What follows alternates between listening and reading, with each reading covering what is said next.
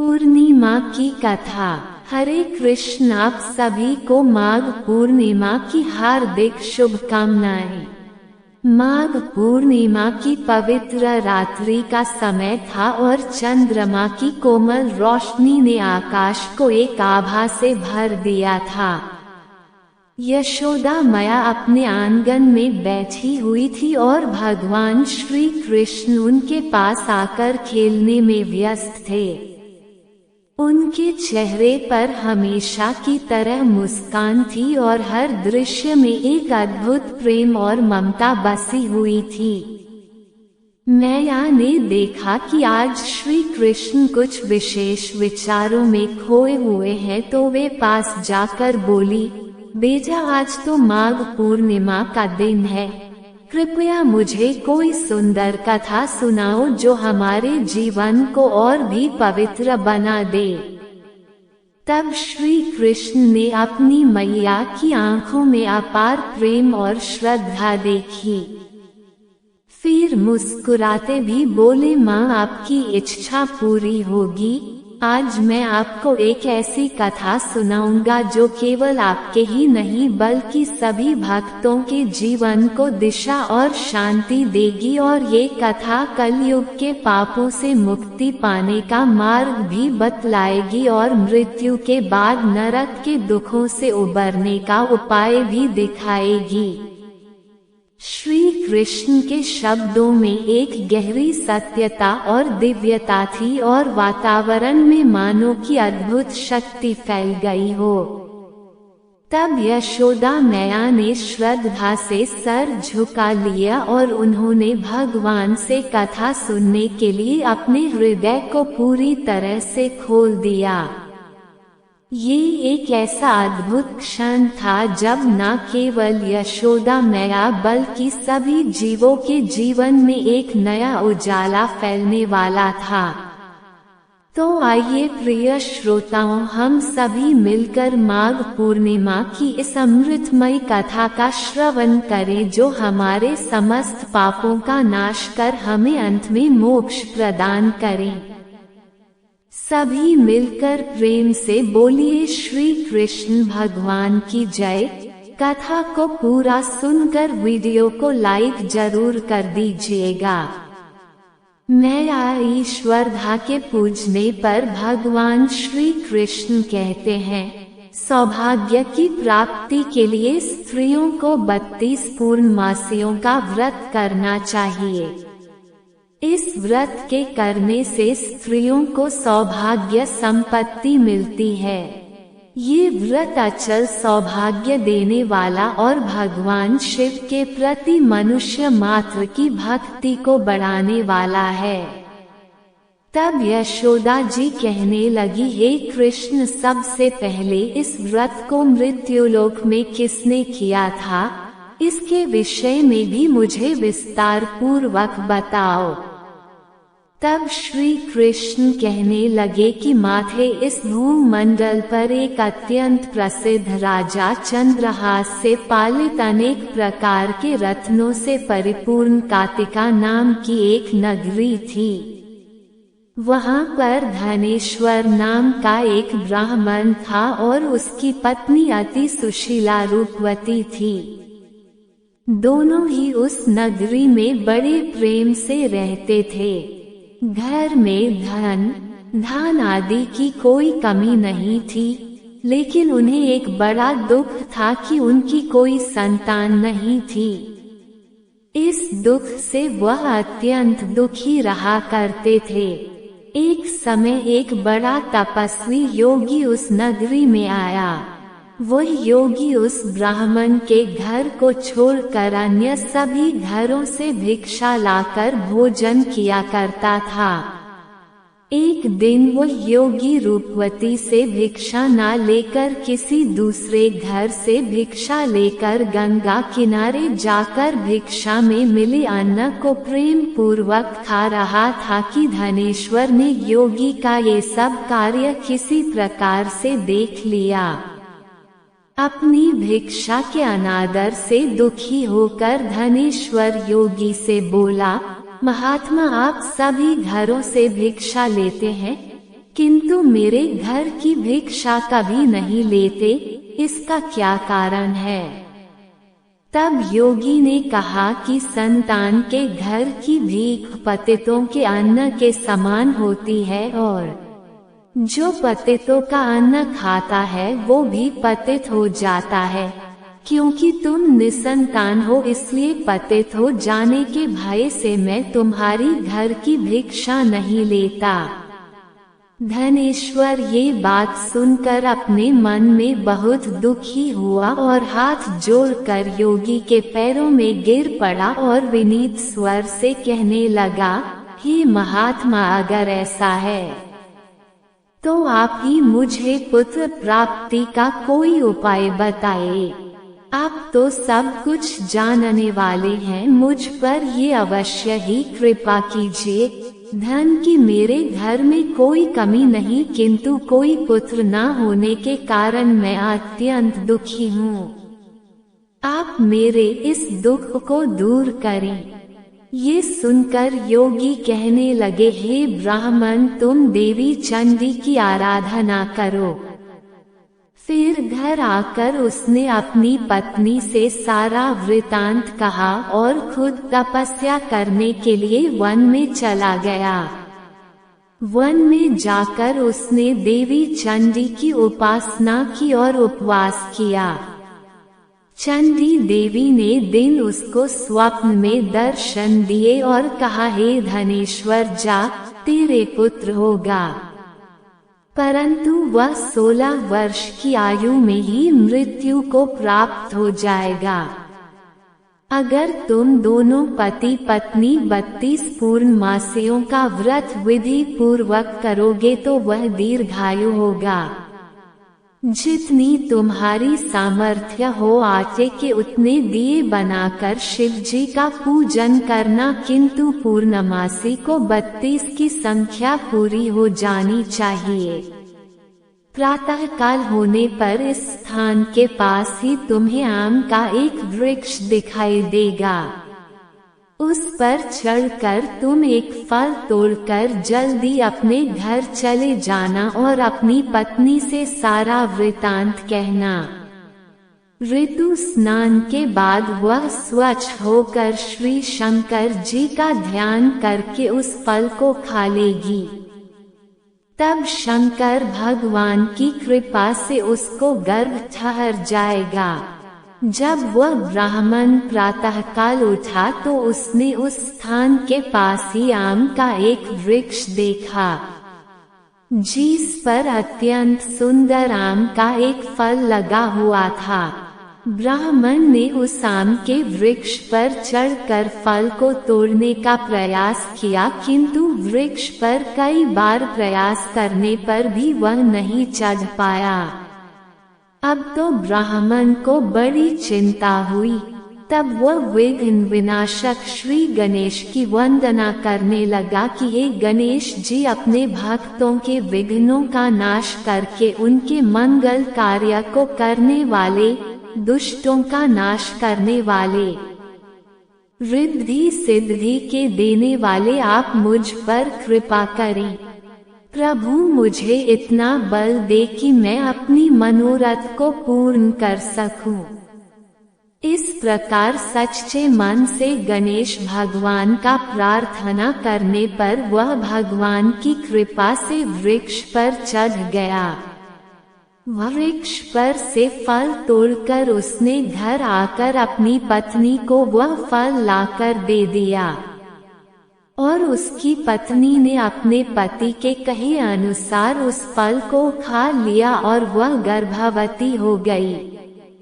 देवी चंडी की असीम कृपा से उसे एक अत्यंत सुंदर पुत्र हुआ, जिसका नाम उन्होंने देवीदास रखा। माता पिता के हर्ष और शोक के साथ वह बालक शुक्ल पक्ष के चंद्रमा की तरह अपने पिता के घर में बढ़ने लगा। देवी की कृपा से वह बालक बहुत ही सुंदर, सुशील और विद्या में बहुत निपुण हो गया। देवी की आज्ञा अनुसार उसकी माता ने 32 पूर्णमासी का व्रत रखना आरंभ कर दिया, जिससे उसका पुत्र बड़ी आयु वाला हो जाए। 16वां वर्ष लगते लगते देवीदास के माता पिता को बड़ी चिंता हो गई कि कहीं उनके पुत्र की इस वर्ष मृत्यु न हो जाए। इसलिए उन्होंने अपने मन में विचार किया कि अगर ये दुर्घटना उनके सामने हो गई तो वह कैसे सहन कर सकेंगे। इसलिए उन्होंने देवीदास के मामा को बुलाया और कहा कि हमारी इच्छा है कि देवदास 1 वर्ष तक काशी में जाकर विद्याध्ययन करे और उसको तुम अकेला कभी नहीं छोड़ना। इसलिए तुम साथ में जाओ और 1 वर्ष के बाद इसको वापस लौटा लाना। सारा प्रबंध करके उसके माता पिता ने काशी जाने के लिए देवीदास को एक घोड़े पर बिठाया और उसके मामा को उसके साथ कर दिया। किंतु बालक के अल्पायु होने की बात बालक को या उसके मामा को नहीं कही। धनेश्वर ने अपनी पत्नी के साथ मिलकर अपनी पुत्र की मंगल कामना और दीर्घायु के लिए देवी भगवती की आराधना और पुण्यवासियों का व्रत आरंभ कर दिया। इस प्रकार बराबर 32 पुण्यमासी का व्रत पूरा किया। कुछ समय बीतने के बाद एक दिन वह दोनों मामा और भांजे रास्ते में रात बिताने के लिए किसी ग्राम में ठहरे हुए थे। उस दिन उस गांव में एक ब्राह्मण की अत्यंत सुंदरी, सुशीला, विदुषी और गुणवती कन्या का विवाह होने वाला था, जिस धर्मशाला के अंदर वर और उसकी बारात ठहरी हुई थी। उसी धर्मशाला में देवीदास और उसके मामा भी ठहरे हुए थे। संयोगवश कन्या को तेल आदि चढ़ाकर मंडप आदि का कर्म किया गया तो लग्न के समय वर को धनुर्वाद हो गया। वह हिलने, डुलने और चलने में बिल्कुल असमर्थ हो गया। पिता ने अपने परिवार जनों से परामर्श करके निश्चय किया कि ये देवीदास मेरे पुत्र जैसा ही सुंदर है, मैं इसके साथ ही लगन करा दूं और बाद में विवाह के सभी कार्य मेरे पुत्र के साथ हो जाएंगे। ऐसा सोचकर देवीदास के मामा से जाकर वह बोला कि तुम थोड़ी देर के लिए अपने भांजे को हमें दे दो, जैसे विवाह के लग्न का सारा कार्य सुचारू रूप से हो सके। तब उसका मामा कहने लगा कि जो कुछ भी कन्यादान के समय वर को मिले वह सब हमें दे दिया जाए तो मेरा भांजा इस बारात का दूल्हा बन जाएगा। ये बात वर के पिता ने स्वीकार कर ली और तब मामा ने अपना भांजा वर बनने को भेज दिया और उसके साथ विवाह के सभी कार्य रात में विधि पूर्वक संपन्न हो गए। पत्नी के साथ वह भोजन नहीं कर सका। दुखी मन से वह सोचने लगा कि न जाने ये कैसी स्त्री होगी। वो एकांत में इसी सोच में पड़ा हुआ था कि उसकी आंखों में आंसू भी आ गए। तब उसकी पत्नी ने पूछा कि क्या बात है, आप इतने उदासीन और दुखी क्यों हो रहे हैं। तब उसने वो सारी बातें जो वर के पिता और उसके मामा में हुई थी वधू को बता दी। तब वो वधू कहने लगी कि यह ब्रह्म विवाह के विपरीत कैसे हो सकता है। देव, ब्राह्मण और अग्नि के सामने मैंने आपको ही अपना पति बनाया है, इसलिए आप ही मेरे पति है। मैं आपकी ही पत्नी रहूंगी, किसी अन्य की बिल्कुल नहीं। तब देवीदास ने कहा कि ऐसा मत करो क्योंकि मेरी आयु बहुत थोड़ी है। मेरे मरने के बाद तुम्हारी क्या गति होगी इस बात को अच्छी तरह सोच लो। परंतु वह वधू घन विचार वाली थी। बोली कि जो आपकी गति होगी वही मेरी भी होगी। हे स्वामी, आप उठे और भोजन कीजिए, आप निश्चय ही भूखे होंगे। तब देवीदास और उसकी पत्नी ने मिलकर भोजन किया और रात में वे सो गए। प्रातःकाल देवीदास ने अपनी पत्नी को नगों से जड़ी हुई एक अंगूठी और एक रुमाल दिया और बोला, प्रिय, इसे संकेत समझकर रखो और शांत हो जाओ। मेरा स्मरण और जीवन जानने के लिए पुष्प वाटिका बना लो, उसमें सुगंधी वाली एक नव मल्लिका लगा लो, उसको हर दिन जल से सींचना और आनंद के साथ खेल कूदना और उत्सव मनाना। जिस समय और जिस दिन मेरी मृत्यु का होगा ये फूल सूख जाएंगे, और जब ये फिर से हरे भरे हो जाए तो समझ लेना कि मैं जीवित हूँ। ये बात निश्चय करके समझ लेना और इसमें कोई संशय मत करना। ऐसा समझा बुझाकर वह चला गया। प्रातः काल होते ही वहां पर गाजे बाजे बजने लगे। जिस समय विवाह के कार्य समाप्त करने के लिए वर तथा सब बाराती मंडप में आए तो कन्या ने वर को भली प्रकार से देखकर अपने पिता से कहा कि यह मेरा पति नहीं है, मेरा पति वही है जिसके साथ रात में मेरा विवाह हुआ था। इसके साथ तो मेरा विवाह ही नहीं हुआ। अगर ये वही है तो बताएं कि मैंने इसको क्या दिया था और रात में हमारे बीच में क्या गुप्त बातें हुई थी, वो सब बताए। पिता ने उसके कहे अनुसार वर को बुलाया। कन्या की सारी बातें सुनकर वह कहने लगा कि मैं कुछ नहीं जानता। इसके बाद वह लज्जित होकर अपना समूह लेकर चला गया और सारी बारात भी अपमानित होकर वहां से लौट गई। भगवान श्री कृष्ण आगे बोले, हे माते, इस प्रकार देवीदास काशी विद्या पढ़ने के लिए चला गया। जब कुछ समय बीत गया तो काल से प्रेरित होकर एक सांप रात के समय उसको डसने के लिए वहां पर आया।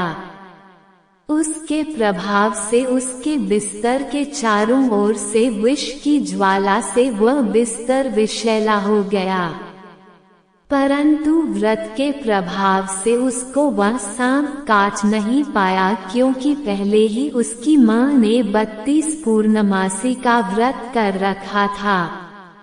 इसके बाद मध्याह्न के समय स्वयं काल वहां पर आया और उसके शरीर से उसके प्राणों को निकालने का प्रयास करने लगा, जिससे वह मूर्छित होकर धरती पर गिर पड़ा। भगवान की कृपा से उसी समय देवी पार्वती जी के साथ श्री शंकर जी वहां पर आ गए।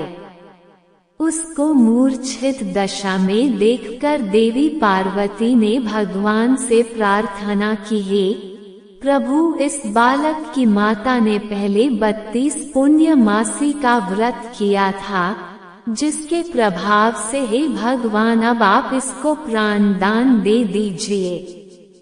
देवी के कहने पर भक्त वत्सल भगवान ने उस बालक को प्राण दान दे दिया। इस व्रत के प्रभाव से काल को भी पीछे हटना पड़ा और देवीदास स्वस्थ होकर बैठ गया। उधर उसकी पत्नी उसके काल की प्रतीक्षा किया करती थी। एक दिन उसने देखा कि उस पुष्प वाटिका में पात्र पुष्प कुछ भी नहीं रहे, सब कुछ सूख कर नष्ट हो गए हैं, तो उसे बड़ा आश्चर्य हुआ, किंतु कुछ ही क्षण में वह सब वाटिका पहले की तरह हरी भरी हो गई। तब वह समझ गई कि उसके पति पुनर्जीवित हो गए हैं। ये देखकर वह बहुत प्रसन्न होकर अपने पिता से कहने लगी, पिताजी, मेरे पति जीवित हैं, आप उनको ढूंढिए। जब 16 वर्ष बीत गया तो देवीदास भी अपने मामा के साथ काशी से वापस अपने घर के लिए चल पड़ा। इधर उसके ससुर उसको ढूंढने के लिए घर से जाने ही वाले थे कि वह दोनों मामा भांजा वहीं पर आ गए। उसको आया देखकर उसका ससुर बड़ी प्रसन्नता के साथ उसे अपने घर में ले गया। उस समय नगर के निवासी भी वहां इकट्ठा हो गए और फिर सब ने निश्चय किया कि अवश्य ही इस बालक के साथ इसी कन्या का विवाह हुआ था। उस बालक को जब कन्या ने देखा तो पहचान लिया और कहा कि ये तो वही है जो संकेत करके गए थे।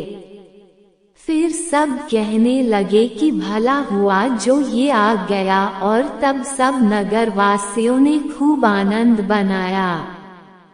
कुछ दिन के बाद देवीदास अपनी पत्नी और अपने मामा के साथ अपने ससुर के घर से बहुत सारा उपहार लेकर अपने घर की ओर चल पड़ा।